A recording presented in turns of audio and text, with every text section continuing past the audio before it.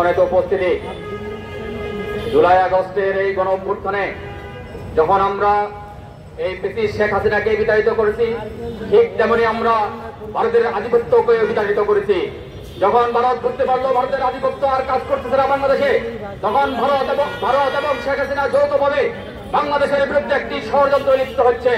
যে ষড়যন্ত্র হলো বিগত শেখ হাসিনার আমলে বাংলাদেশে হিন্দু সম্প্রদায়ের প্রতি অনেক অবিচার হয়েছে, যেমন নাসিমনগরে, সুনামগঞ্জের সাল্লায় এবং আওয়ামী লীগ যুবলীগ কর্তৃক বিশ্বজিৎকে হত্যা সহ বিভিন্ন ঘটনা মাইনরিটির উপর হয়েছে।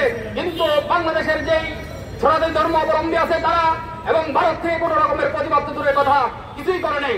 কিন্তু দুঃখের সহিত বলতে হয়, আজ যখন 3 মাস 3.5 মাসের মধ্যে বাংলাদেশে যখন হিন্দুরা সবচেয়ে ভালো অবস্থানে আছে, তখন ভারত থেকে শেখ হাসিনা এবং ভারতের যৌথ প্রযোজনায় একটি ষড়যন্ত্র লিপ্ত হয়েছে। যে ষড়যন্ত্রের কারণে আমরা আশা করেছিলাম আমরা বাংলাদেশ থেকে আধিপত্য মুক্ত করব, সেই আধিপত্য আদৌ মুক্ত করতে পারবো কিনা, এই জন্য আমরা আমাদেরকে সবাইকে ঐক্যবদ্ধ হতে হবে। আমরা আমাদের দেশের স্বার্থে দল মত নির্বিশেষে সবাই ঐক্যবদ্ধ হয়ে দেশ থেকে আধিপত্য মুক্ত একটি রাষ্ট্র গঠন করে দেশের সার্বভৌমত্ব রক্ষা করে, এই আশা ব্যক্ত রেখে আমি আমার বক্তব্য শেষ করছি। আসসালামু আলাইকুম ওয়া রাহমাতুল্লাহ।